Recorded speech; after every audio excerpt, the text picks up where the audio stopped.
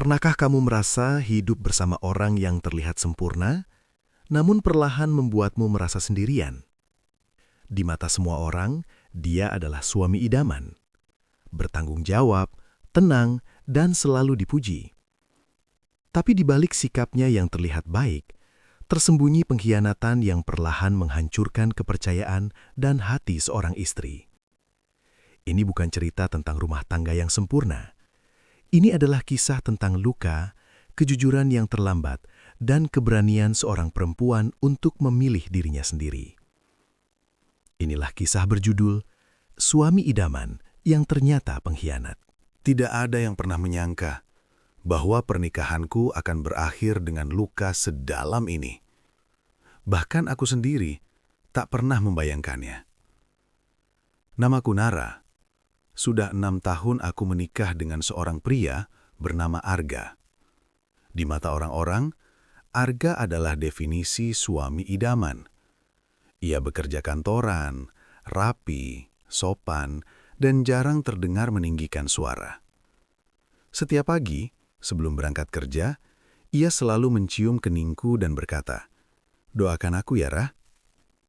Kata-kata sederhana itu dulu membuatku merasa menjadi perempuan paling beruntung di dunia. Kami tinggal di rumah sederhana di pinggiran kota. Bukan rumah mewah, tapi cukup hangat untuk disebut rumah. Aku mengurus rumah tangga, sementara Arga bekerja. Sesekali aku menerima pesanan kue dari tetangga untuk menambah uang belanja.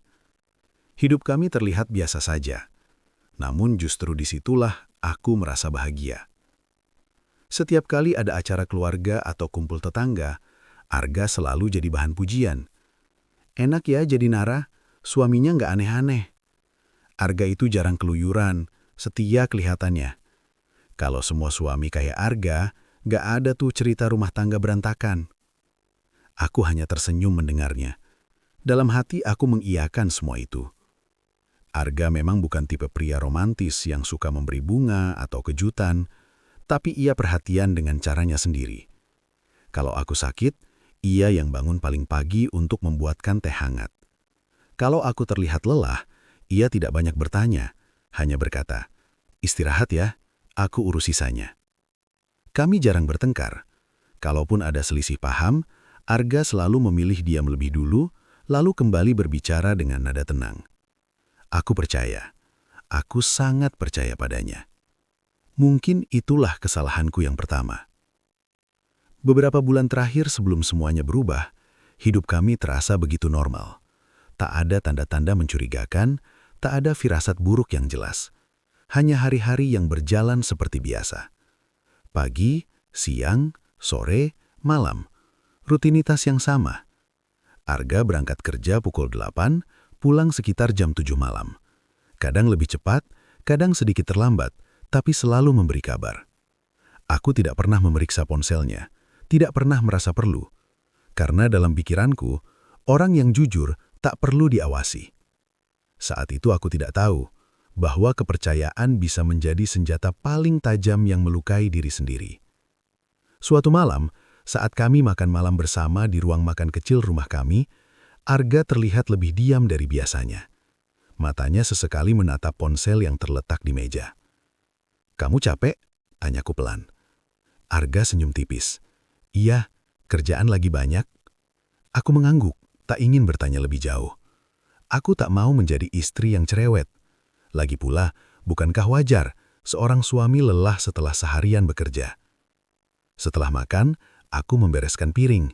Arga duduk di sofa, menonton televisi, tapi matanya lebih sering menunduk ke layar ponsel. Ada perasaan aneh yang menyelip di dadaku. Bukan cemburu, bukan curiga, hanya asing. Namun aku segera menepisnya. Aku terlalu percaya pada sosok yang selama ini kupanggil suami. Malam itu sebelum tidur, Arga kembali mencium keningku. Masih dengan senyum yang sama, masih dengan suara yang lembut. Tak ada yang berubah di wajahnya. Tak ada tanda-tanda bahwa di balik senyum itu ada rahasia yang kelak akan menghancurkan hidupku. Jika saja waktu bisa diputar ulang, mungkin aku akan lebih peka. Atau mungkin aku tetap akan percaya. Karena cinta memang seringkali membuat kita buta.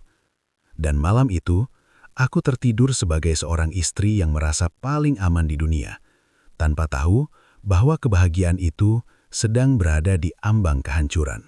Perubahan itu tidak datang dengan suara keras. Ia datang diam-diam, perlahan, seperti retakan halus di dinding rumah yang lama-kelamaan menjadi jelas.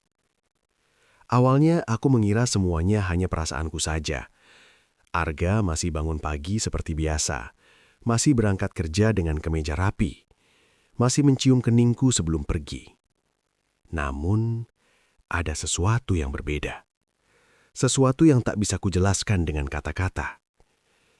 Ia mulai lebih sering menatap ponselnya, bukan sekedar membalas pesan, tapi seolah dunia di dalam layar itu lebih menarik daripada aku yang duduk di sampingnya. Saat kami menonton televisi bersama, Arga tidak lagi benar-benar menonton. Matanya menunduk, jarinya bergerak cepat di layar ponsel. Sesekali ia tersenyum kecil, senyum yang tidak kutahu untuk siapa. "Ada yang lucu?" tanyaku suatu malam. Arga tersentak kecil, lalu tertawa singkat. "Oh, cuma chat kantor." Aku mengangguk. Selalu begitu jawabannya. Chat kantor. Hari demi hari berlalu. Jam pulangnya mulai bergeser. Dulu pukul 7 malam sudah pasti ia ada di rumah. Sekarang kadang jam 8, kadang jam 9. Alasannya selalu masuk akal. Lembur, meeting mendadak, rekan kerja butuh bantuan. Aku ingin menjadi istri yang pengertian. Aku ingin percaya bahwa semua ini adalah bagian dari tanggung jawabnya sebagai kepala keluarga. Namun, malam-malam terasa semakin sunyi. Kami masih tidur di ranjang yang sama, tapi jarak di antara kami terasa jauh. Arga sering membelakangiku saat tidur. Ponselnya selalu ia letakkan menghadap ke bawah. Kadang, layar itu menyala di tengah malam, membuat kamar gelap kami sesaat terang. Aku berpura-pura tidur. Aku tidak ingin bertanya. Entah kenapa, aku takut dengan jawabannya. Suatu sore, aku menunggunya pulang dengan secangkir teh yang mulai dingin. Jam menunjukkan pukul 8:30 malam. Ketika akhirnya pintu terbuka, Arga masuk dengan wajah lelah. "Kok belum makan?" tanyanya. "Nunggu kamu," jawabku. Ia terdiam sejenak, lalu berkata pelan, "Maaf, tadi ketahan di kantor." Tidak ada cerita lanjutan, tidak ada detail, hanya kalimat singkat yang menggantung di udara. Kami makan dalam diam. Sendok dan piring berbunyi lebih keras dari biasanya. Aku ingin bertanya banyak hal, tapi lidahku terasa keluh. Sejak kapan aku merasa canggung pada suamiku sendiri? Perubahan kecil lainnya adalah Arga mulai lebih sering mandi lama, lebih rapi dari biasanya. Parfum yang ia pakai pun berbeda. "Parfumnya baru?" tanyaku suatu pagi. Arga mengangguk cepat. "Iya, dikasih teman kantor." Jawaban singkat, tanpa menatap mataku. Aku kembali mengangguk. Berpura-pura biasa saja. Namun hatiku mulai mencatat semuanya, meski aku belum berani menyebutnya sebagai kecurigaan. Malam itu, aku berdiri di depan cermin kamar mandi, menatap bayanganku sendiri. Aku bertanya dalam hati, apakah aku masih cukup untuknya? Aku tidak merasa Arga menjadi pria jahat. Ia hanya menjauh.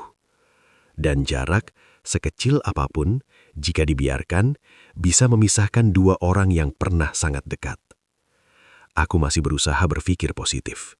Aku masih ingin percaya. Tapi untuk pertama kalinya sejak menikah, aku merasa sendirian, meski berada di rumah yang sama. Dan aku tidak tahu bahwa perubahan kecil ini hanyalah awal dari sesuatu yang jauh lebih menyakitkan.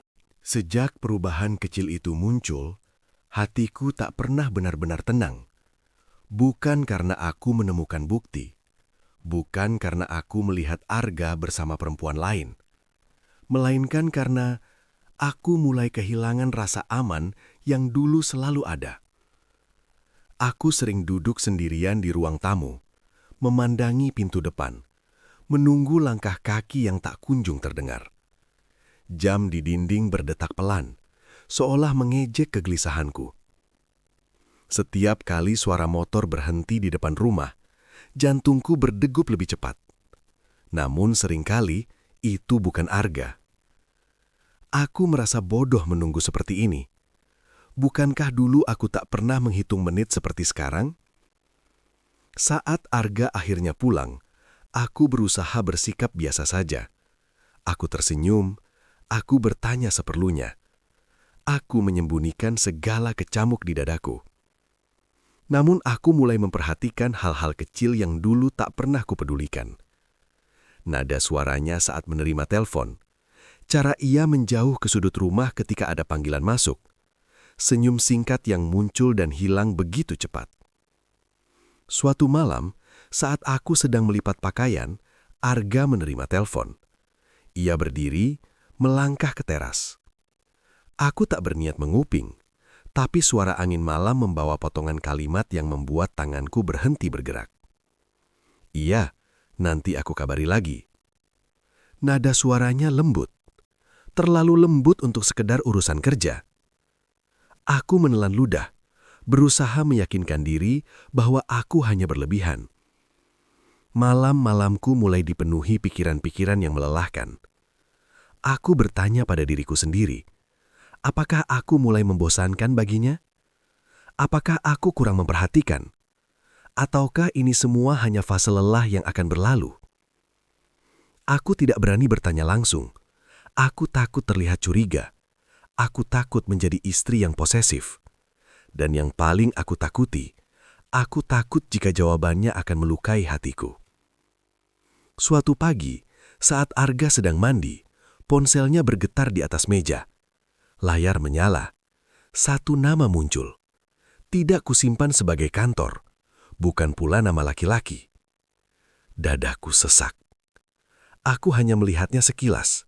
Aku tidak menyentuh ponsel itu. Tidak membuka apapun. Tapi sejak detik itu, ketenanganku runtuh. Aku mundur selangkah seolah benda kecil itu bisa meledak. Tanganku gemetar. Nafas terasa pendek. Ketika Arga keluar dari kamar mandi, aku sudah duduk di sofa, berpura-pura sibuk dengan ponselku sendiri. "Siapa yang nelpon?" tanyaku berusaha terdengar biasa. Arga berhenti sejenak, lalu menjawab cepat. "Teman kantor."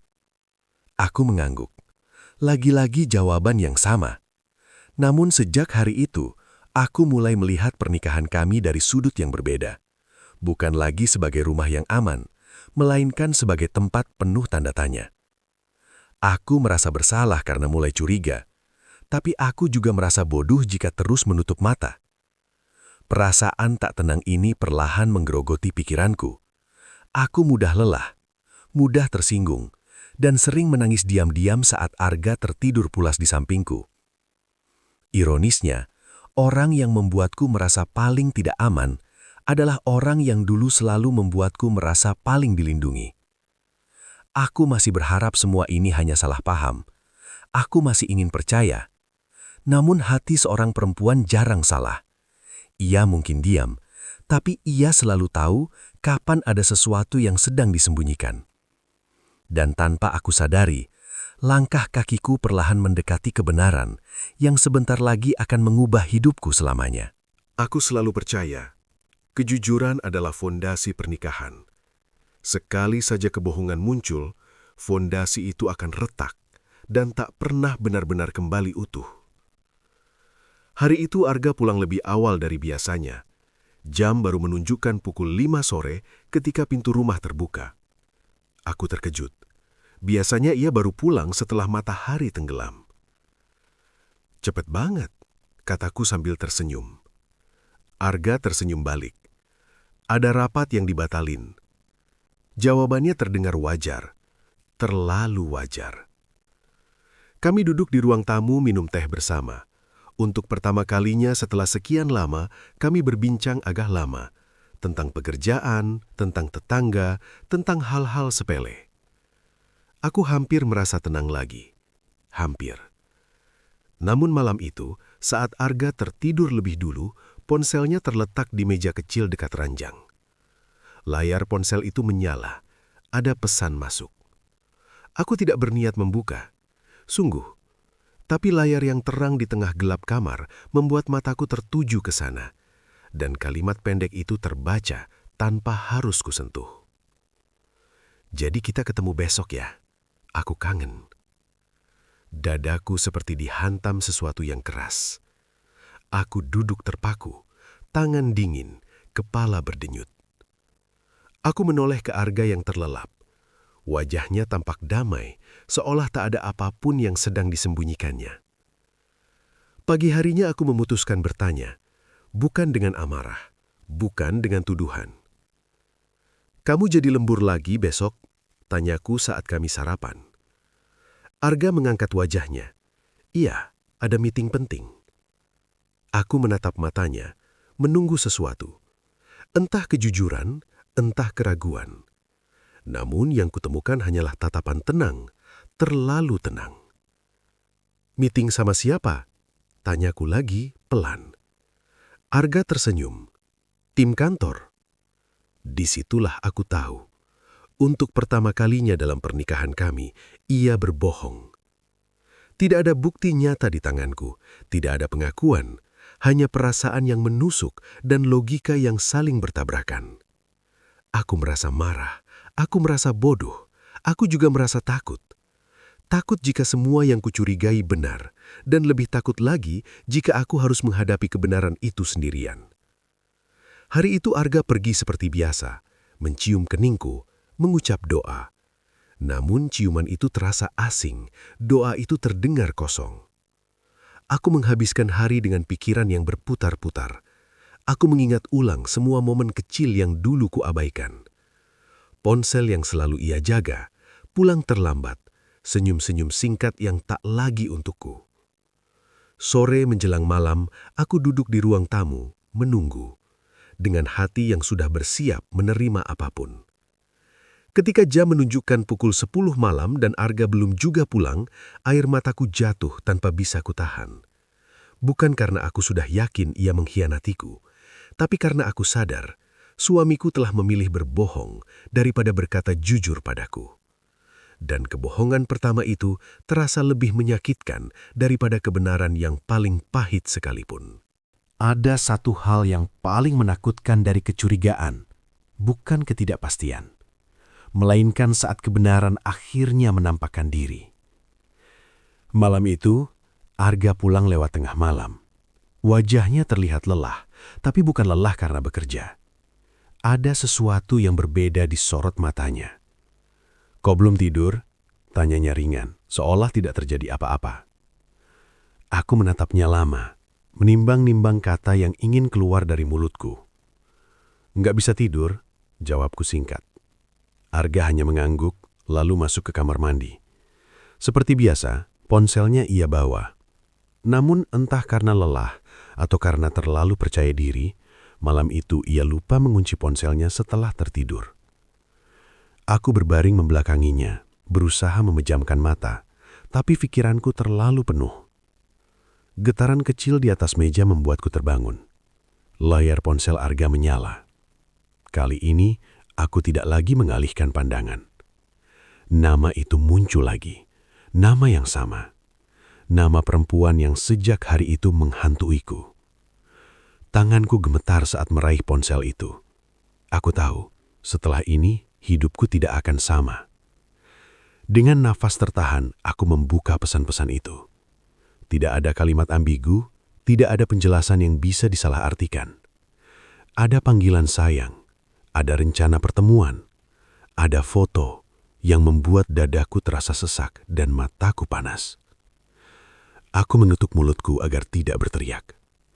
Air mata mengalir begitu saja, tanpa suara. Aku duduk di tepi ranjang, merasa dunia runtuh dalam satu malam. Selama ini, aku mencoba berpikir positif, meyakinkan diri bahwa aku hanya berlebihan. Ternyata, aku hanya terlalu takut menghadapi kenyataan. Di kamar yang sama, di ranjang yang sama, aku duduk menangisi pernikahanku, sementara suamiku tertidur nyenyak. Aku ingin membangunkannya. Aku ingin berteriak. Aku ingin menampar semua kebohongannya. tapi yang keluar hanya tangis yang tertahan. Subuh itu aku tidak tidur lagi. Aku menatap dinding, menunggu pagi dengan hati yang sudah hancur. Ketika Arga bangun dan melihat mataku yang sembab, ia terdiam. "Kamu kenapa?" tanyanya. Aku menyerahkan ponselnya tanpa berkata apa-apa. Tangannya gemetar saat menerima benda itu. Wajahnya berubah pucat. Aku tidak perlu mendengar penjelasannya. Reaksi itu sudah cukup. "Sejak kapan?" tanyaku akhirnya. Arga terdiam lama, lalu menjawab pelan, hampir tak terdengar.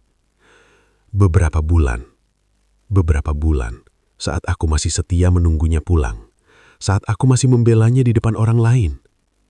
Aku tertawa kecil, tertawa yang terdengar asing di telingaku sendiri. "Jadi selama ini aku cuma istri di rumah," kataku dengan suara bergetar. Arga mencoba mendekat. Aku mundur. "Jangan sentuh aku," kataku tegas. Untuk pertama kalinya, aku tidak mengenali pria di depanku. Suami idaman itu hilang. Yang tersisa hanyalah seorang pengkhianat yang telah menghancurkan kepercayaan dengan senyap. Dan pagi itu, aku sadar satu hal. Tidak semua luka bisa disembuhkan dengan kata maaf. Pagi itu terasa panjang dan menyesakan. Udara di dalam rumah seperti berhenti bergerak. Tak ada suara selain detak jam dinding dan napas kami yang berat. Arga duduk di ujung ranjang, kepalanya tertunduk. Aku berdiri di dekat pintu, menjaga jarak seolah jarak itu satu-satunya pelindung yang tersisa untuk hatiku. "Aku bisa jelasin," katanya pelan. Aku tersenyum pahit. "Silahkan, aku dengar." Arga menarik napas panjang. Tangannya saling menggenggam, gelisah. "Awalnya cuma cerita-cerita," katanya. "Teman kerja, sama-sama capek, sama-sama ngerasa nggak dipahami." Aku menatapnya tajam. "Dan aku apa buat kamu?" Ia terdiam. Diamnya lebih menyakitkan daripada 1000 kata jujur. "Terus?" desakku. Lama-lama jadi dekat, lanjutnya dengan suara bergetar. Tanpa sadar, aku keterusan. Tanpa sadar, kata itu membuat dadaku panas. "Kamu sadar waktu bohong sama aku?" tanyaku. "Kamu sadar waktu ninggalin aku sendirian di rumah? Kamu sadar waktu aku masih bangga punya suami kayak kamu?" Air mata akhirnya jatuh dari mata Arga. "Aku salah, Rah. Aku khilaf." Hilaf. Seolah pengkhianatan berbulan-bulan bisa diringkas dalam satu kata ringan. "Apa dia tahu kamu sudah menikah?" tanyaku. Arga mengangguk pelan. "Dia tahu." Aku tertawa lirih. Ternyata bukan hanya suamiku yang mengkhianatiku, tapi juga seseorang yang sadar telah merebut milik orang lain. "Kenapa nggak berhenti?" Suaraku nyaris berbisik. "Kenapa nggak jujur dari awal?" Arga mengusap wajahnya. "Aku takut kehilangan kamu, tapi aku juga nggak sanggup ninggalin dia." Kalimat itu menghantamku tanpa ampun. Jadi begini rasanya, menjadi pilihan bukan prioritas. "Aku nggak minta kamu sempurna," sambil menahan tangis. "Aku cuma minta kamu setia." Arga bangkit, berusaha mendekat. Aku mengangkat tangan. "Jangan," kataku tegas. "Sekarang aku butuh ruang." Ia mengangguk lemah, seperti anak kecil yang baru saja ketahuan berbuat salah. Hari itu kami tidak bicara lagi. Tidak ada pelukan, tidak ada makan bersama. Kami berada di rumah yang sama, namun seperti dua orang asing yang terjebak dalam satu bangunan. Malamnya, aku mengunci diri di kamar. Aku menangis sejadi-jadinya, bukan hanya karena diselingkuhi, tapi karena aku kehilangan sosok yang selama ini ku percaya sepenuh hati. Pengakuan itu tidak memberiku kelegaan. Ia justru membuka luka lebih lebar. Karena kini aku tahu, pengkhianatan itu nyata, dan aku harus memutuskan apakah aku akan bertahan dalam luka atau berani menghadapi hidup yang belum ku tahu arahnya. Setelah pengakuan itu, rumah kami berubah menjadi tempat yang asing. Dindingnya masih sama, Perabotannya tidak bergeser. Namun rasanya seperti aku tinggal di rumah orang lain. Aku dan Arga jarang berbicara. Kalaupun terpaksa, hanya kalimat pendek yang dingin dan kaku. Tak ada lagi tawa kecil. Tak ada lagi cerita sebelum tidur. Yang ada hanya keheningan dan luka yang semakin dalam. Aku sering duduk sendirian di kamar memeluk lutut, menatap lantai. Air mata jatuh tanpa suara. Bukan karena aku lemah, melainkan karena aku terlalu lelah menahan semuanya. Aku mulai mempertanyakan diriku sendiri. Apa aku kurang cantik? Apa aku kurang perhatian? Apa aku terlalu membosankan sebagai istri? Pertanyaan-pertanyaan itu berputar tanpa jawaban. Menggerogoti harga diriku perlahan-lahan. Arga beberapa kali mencoba bicara. Mencoba minta maaf. Mencoba menjelaskan. Namun setiap kata darinya terdengar hampa. Maafnya datang terlambat. Penjelasannya tidak lagi mampu menenangkan. Aku tidak membencinya. Itulah yang membuat semuanya terasa lebih menyakitkan. Aku masih peduli. Aku masih ingat bagaimana kami dulu saling menjaga. Dan justru kenangan itulah yang membuat dadaku sesak. Suatu malam, aku melihat Arga duduk sendirian di ruang tamu. Matanya kosong, menatap televisi yang tidak ia tonton. Aku berdiri di balik pintu, memperhatikannya. Untuk sesaat, aku melihat bayangan pria yang dulu kucintai. Namun bayangan itu cepat menghilang. Digantikan kenyataan pahit, bahwa kami sudah berubah. Aku kembali ke kamar, mengunci pintu, dan menangis lagi. Tangisku kali ini berbeda. Bukan tangis marah, melainkan tangis kehilangan. Kehilangan rasa aman, kehilangan kepercayaan, dan perlahan, kehilangan cinta yang dulu begitu besar. Aku mulai sulit tidur. Makan tak lagi terasa enak.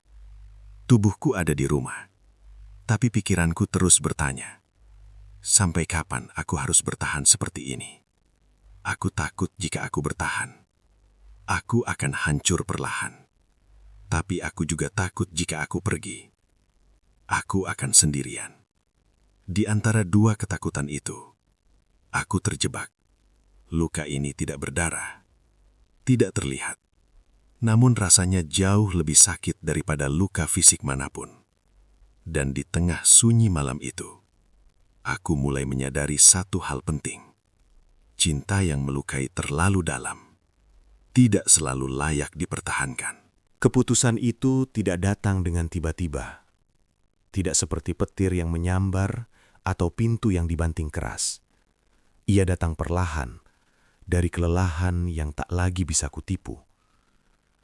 Aku sudah terlalu lama terjaga di malam hari, menunggu seseorang yang tubuhnya pulang, tapi hatinya entah di mana.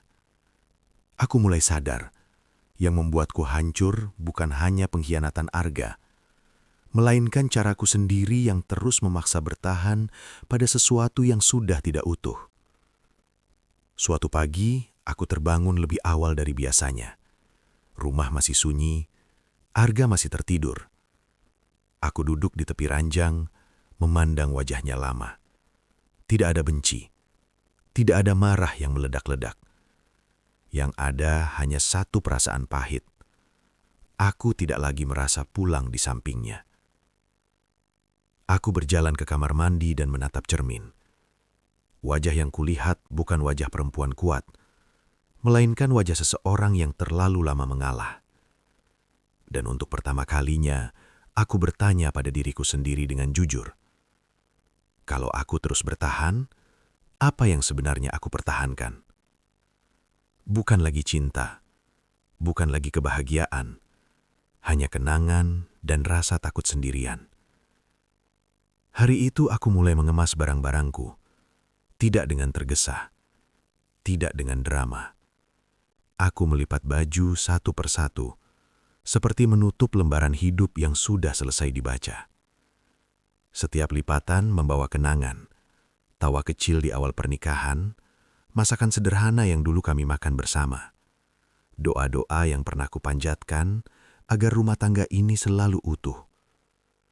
Tanganku sempat berhenti.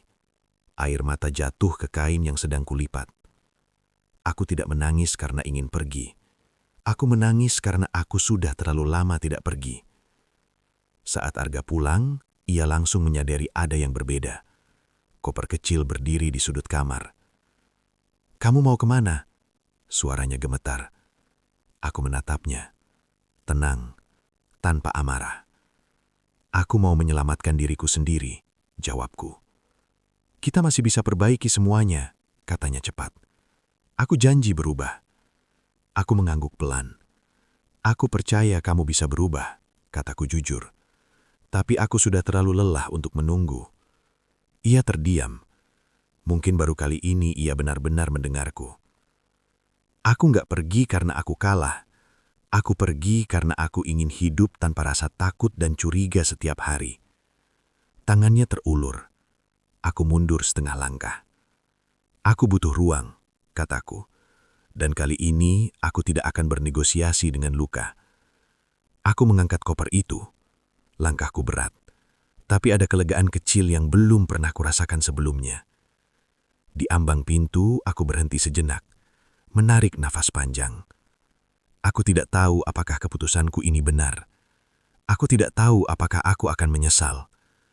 Namun satu hal yang aku tahu pasti, jika aku tetap tinggal, aku akan kehilangan diriku sendiri sepenuhnya. Dan kehilangan diri sendiri adalah harga yang terlalu mahal untuk dibayar demi pernikahan yang sudah dikhianati. Aku melangkah pergi, bukan sebagai istri yang gagal, melainkan sebagai perempuan yang akhirnya memilih dirinya sendiri. Pagi itu terasa panjang dan menyesakan. Udara di dalam rumah seperti berhenti bergerak. Tak ada suara selain detak jam dinding dan napas kami yang berat. Arga duduk di ujung ranjang, kepalanya tertunduk.